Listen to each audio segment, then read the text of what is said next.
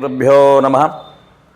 ಎಲ್ಲ ನಮ್ಮ ಆತ್ಮೀಯ ವೀಕ್ಷಕ ಭಕ್ತರೊಂದಕ್ಕೆ ಪ್ರಥಮವಾಗಿ ನಮ್ಮ ನಮಸ್ಕಾರವನ್ನು ತಿಳಿಸುತ್ತಾ, ಹಿಂದಿನ ಸಂಚಿಕೆಯಲ್ಲಿ ನಾವು ಸ್ತ್ರೀ ಶಾಪ ಹಾಗೂ ಅದರಿಂದ ಬರ್ತಕ್ಕಂತಹ ದೋಷಗಳ ಬಗ್ಗೆ ಮತ್ತು ಅದನ್ನು ಯಾವ ರೀತಿಯಲ್ಲಿ ಪರಿಹಾರ ಮಾಡಿಕೊಳ್ಬೇಕು ಅಂತ ವಿಚಾರವನ್ನು ತಮ್ಮೊಡನೆ ಪ್ರಸ್ತಾಪವನ್ನು ಮಾಡಿದ್ವಿ.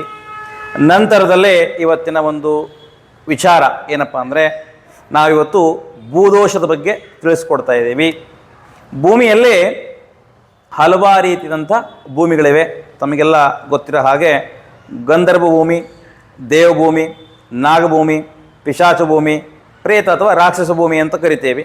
ಈ ರೀತಿಯಾದಂಥ ಭೂಮಿಗಳಲ್ಲಿ ಮನೆಯನ್ನು ಕಟ್ಟಿ ವಾಸ ಮಾಡೋದರಿಂದ ಒಂದಿಷ್ಟು ರೀತಿಯಾದಂಥ ಪರಿಣಾಮಗಳನ್ನು ನಾವು ಜೀವನದಲ್ಲಿ ಅನುಭವಿಸ್ಬೇಕಾಗತ್ತೆ. ಅಂದರೆ ಎಲ್ಲರಿಗೂ ಎಲ್ಲ ರೀತಿಯಾದಂಥ ಭೂಮಿಗಳು ಫಲಿಸೋದಿಲ್ಲ ಅಂಥೇಳಿ. ದೇವಭೂಮಿ ಹಾಗೂ ಗಂಧರ್ವ ಭೂಮಿ ಎಲ್ಲ ಮನುಷ್ಯರಿಗೂ ಕೂಡ ಒಲಿದು ಬರುತ್ತೆ. ಅಂತಹ ಭೂಮಿಗಳಲ್ಲಿ ಮನೆಯನ್ನು ಕಟ್ಟಿರ್ತಕ್ಕಂಥವರು, ವಾಸ ಮಾಡ್ತಕ್ಕಂಥವರು ಚೆನ್ನಾಗಿರ್ತಾರೆ.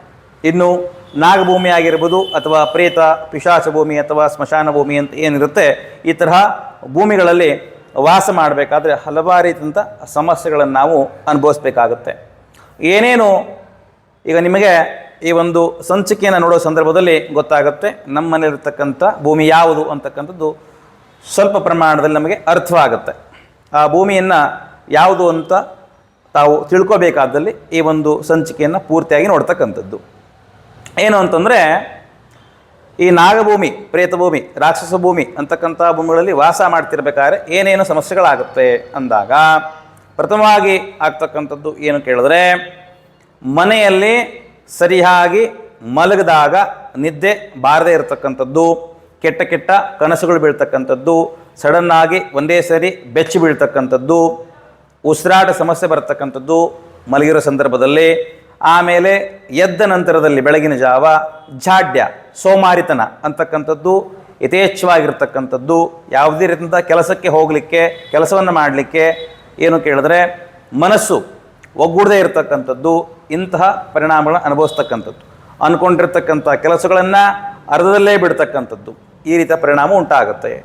ಇನ್ನು ಈ ಒಂದು ಭೂಮಿಗಳಲ್ಲಿ ನಾವು ವಾಸ್ತುವಿಗೆ ಸಂಬಂಧಪಟ್ಟಂತಹ, ಭೂಮಿಗೆ ಸಂಬಂಧಪಟ್ಟಂತಹ ಪೂಜೆ ಪುನಸ್ಕಾರಗಳನ್ನು ಮಾಡದೇ ಇದ್ದಲ್ಲಿ ಇದು ಯಥೇಚ್ಛವಾಗಿ ಏನಾಗುತ್ತೆ ಕೇಳಿದ್ರೆ ಕ್ರೂರತ್ವವನ್ನು ತೋರಿಸುತ್ತೆ. ಅಂದರೆ ಅಂತಹ ಮನೆಯಲ್ಲಿ ವಾಸ ಮಾಡಲಿಕ್ಕೆ ಯೋಗ್ಯವಾಗಿರ್ತಕ್ಕಂತಹ, ಯೋಗ್ಯ ಆಗದೇ ಇರತಕ್ಕಂಥ ಪರಿಸ್ಥಿತಿ ಬರುತ್ತೆ. ಅಂದರೆ ನಾನಾ ರೀತಿಯ ಸಮಸ್ಯೆಗಳು ಉಂಟಾಗಿ ಜೀವನದಲ್ಲಿ ತೊಂದರೆಗಳು ಬರಲಿಕ್ಕೆ ಪ್ರಾರಂಭವಾಗುತ್ತೆ ಅಂತ ಹೇಳ್ತಾರೆ.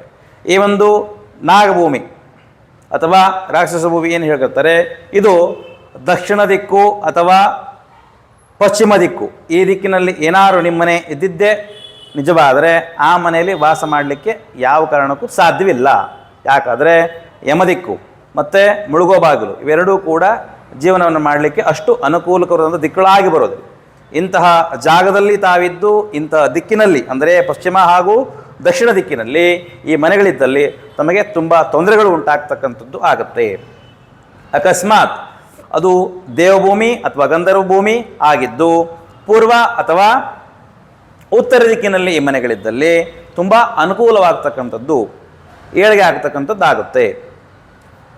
ಇಂತಹ ರಾಕ್ಷಸ ಭೂಮಿ ಅಥವಾ ಪ್ರೇತ ಭೂಮಿಯಲ್ಲಿ ವಾಸ ಮಾಡ್ತಿದ್ದು ಇನ್ನೊಂದು ಯಾವ ರೀತಿಯಲ್ಲಿ ಕಂಡುಕೊಳ್ಬೋದು ಅಂದರೆ, ಮನೆಯಲ್ಲಿ ವಿಪರೀತವಾಗಿ ಮಾಡ್ತಕ್ಕಂಥ ಕೆಲಸಗಳಿಗೆ ಯಾವುದೇ ರೀತಿಯಂಥ ಫಲಗಳು ದೊರೆಯದೇ ಇರತಕ್ಕಂಥದ್ದು, ಊಟ ಮಾಡ್ತಕ್ಕಂಥ ಅನ್ನ ಕೆಂಪಾಗ್ತಕ್ಕಂಥದ್ದು, ಏನು ಮನೆ ಪ್ರತಿನಿತ್ಯ ಅಡುಗೆಯನ್ನು ಮಾಡ್ತೀರಿ ಅನ್ನ ಕೆಂಪಾಗ್ತಕ್ಕಂಥದ್ದು, ಮನೆಯಲ್ಲಿ ಸಂಪೂರ್ಣವಾಗಿ ದೈವಿ ಕೃಪೆ ಅಂದರೆ ದೇವತಾ ಶಕ್ತಿ ಅಂತೇನು ಹೇಳ್ತೀರಿ ಅದು ಸಂಪೂರ್ಣವಾಗಿ ನಶಿಸಿ ಹೋಗಿ ಕ್ರೂರತ್ವ, ರಾಕ್ಷಸತ್ವ ಅಂತ ಏನು ಹೇಳ್ತೀರಿ, ದುಷ್ಟಶಕ್ತಿ ಸಂಚಾರ ಯಥೇಚ್ಛವಾಗಿ ಏನಾಗುತ್ತೆ ಹೆಚ್ಚಾಗುತ್ತೆ. ಈ ನಂತರದಲ್ಲಿ ಏನಾಗುತ್ತೆ ಕೇಳಿದ್ರೆ, ಊಟ ಮಾಡ್ತಕ್ಕಂತಹ ಪದಾರ್ಥ ಏನು ಅನ್ನಪೂರ್ಣೆ ಅಂಥೇಳಿ ನೀವು ಅನ್ನಕ್ಕೆ ಗೌರವವನ್ನು ಕೊಟ್ಟು ಊಟವನ್ನು ಮಾಡ್ತೀರಿ, ಆ ಅನ್ನ ಅಂತಕ್ಕಂಥದ್ದು ವಿಷವಾಗಿ, ಆಹಾರ ಅಂತಕ್ಕಂಥದ್ದು ವಿಷವಾಗಿ ನಿಮ್ಮಲ್ಲಿ ಸೇರ್ತಾ ಹೋಗುತ್ತೆ. ಏನೇ ಪದಾರ್ಥವನ್ನು ಸೇವಿಸಿದ್ರು ಕೂಡ ಅದು ವಿಷವಾಗಿ ನಿಮ್ಮ ದೇಹವನ್ನು ಸೇರಿಕೊಂಡು ಇರತಕ್ಕಂಥ ಆರೋಗ್ಯ ಸ್ಥಿತಿಯನ್ನು, ಮನಸ್ಥಿತಿಯನ್ನು ಹಾಳು ಮಾಡುತ್ತೆ. ಈ ರೀತಿಯಾದಂತಹ ಭೂದೋಷಗಳಿದ್ದಲ್ಲಿ ಅಂತಹ ಭೂಮಿ ದೋಷಗಳನ್ನು ಕಳೆದುಕೊಳ್ಳಿಕ್ಕಾಗಿ ನಾವು ಏನು ಮಾಡ್ಬೋದು ಅಂತಕ್ಕಂತಹ ವಿಚಾರಗಳನ್ನು ನಾವು ಮುಂದಿನ ಸಂಚಿಕೆಯಲ್ಲಿ ತಮಗೆ ತಿಳಿಸ್ಕೊಡ್ತೇವೆ. ಹಾಗಾಗಿ ತಾವೆಲ್ಲರೂ ಕೂಡ ಈ ಒಂದು ಭೂಮಿ ದೋಷವನ್ನು ಯಾವ ರೀತಿಯಾಗಿ ಪರಿಹಾರ ಮಾಡಿಕೊಳ್ಳಬಹುದು ಅಂತಕ್ಕಂಥ ವಿಚಾರವನ್ನು ಮುಂದಿನ ಸಂಚಿಕೆಯಲ್ಲಿ ದಯಮಾಡಿ ತಿಳಿದುಕೊಳ್ಳಬೇಕು ಅಂತ ಹೇಳ್ತಾ ಎಲ್ಲರಿಗೂ ಶುಭವಾಗಲಿ. ಸರ್ವೇ ಜನ ಸುಖಿನೋ ಭವಂತು, ಲೋಕಾ ಸಮಸ್ತ ಸುಖಿನೋ ಭವಂತು, ಸಮಸ್ತ ಸನ್ಮಂಗಳಾದಿ ಭವಂತು.